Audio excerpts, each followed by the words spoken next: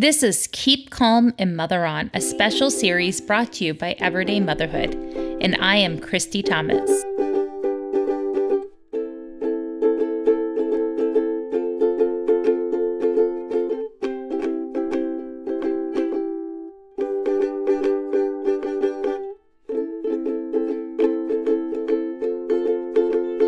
Thanks, Lucy. You're welcome. Also, that was my ukulele. Way to go, kid. It's Wednesday, April 15th. Let's go. This is day 17 of these episodes, and I'm going to start shortening this introduction. I'm glad you're here, and I need your help. Please forward these to your friends and keep sending in new SpeakPipe messages. The link is in the show note. Here is today's tip. It's Wednesday. That means it's time for a new Wacky Wednesday. Most of us are trapped inside with antsy kids. So here's what I suggest. Gather all the socks around your house and have a snowball fight using those balled up socks. Just remember whose is whose and how many you threw. Now it's time for your tips. Hi there, this is Cynthia Donovan from Realistic Nutrition, and my tip to you moms out there is when you're feeding your kids, don't overthink it. Do something simple. It doesn't always have to be a super balanced meal with a protein, a vegetable, and a starch. It's okay if you give them a snack of goldfishes as opposed to an apple. Teach your kids to be intuitive and eat what they are craving. Hi, Christy. I don't know if I'd call these hacks necessarily, but they are saving me a bit. First of all, I've lowered my expectations of what I can do and what my children can do, and I've tried to be easy on everyone. Secondly, we have been laying out paper on our table where we usually meet in the morning to hash out what the day might look like. So this has been construction paper taped together. It's been big, long rolls of paper like you might get at the craft store. And this week it's going to be leftover kind of poster-sized paper. And it's been really nice to have something to doodle on, to do our math on, to just write something instead of printing out papers or, while we're doing a read aloud, we can sit there and have tea and color, do something creative. And I've also, for self-care, gotten out of the house to take a walk. I usually do this before lunch, after lunch, and then late afternoon.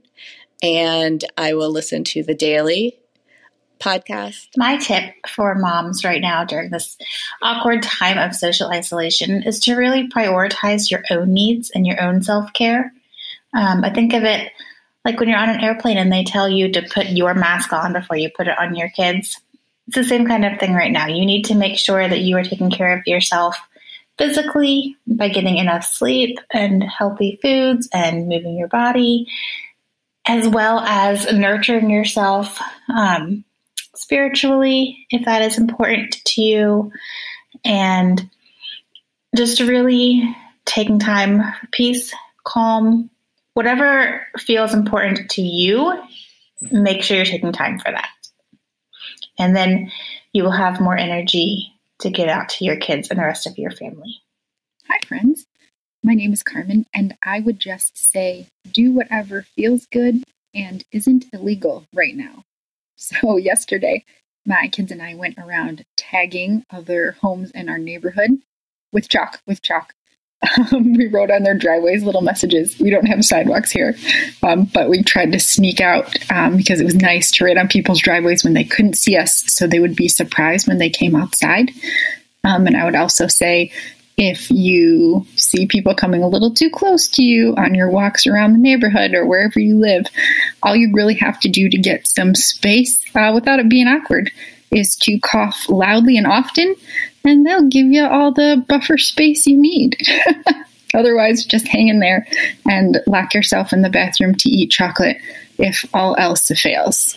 Hi, I just wanted to send you a message. A couple of things that I have been trying to do during this time of hanging at home is I try and move us around to different rooms and different places so we don't kind of get cooped up in the same spot. So I have different things set up in different rooms.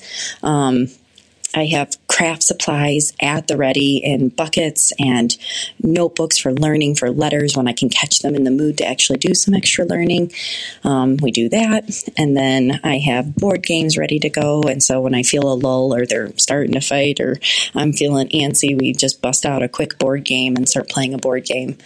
Another one is I've tried repurposing some household things, like the newest one we love doing is clothespins. We hide them around the basement and we take turns hiding them. And then we play behind the couch while the other person's hiding.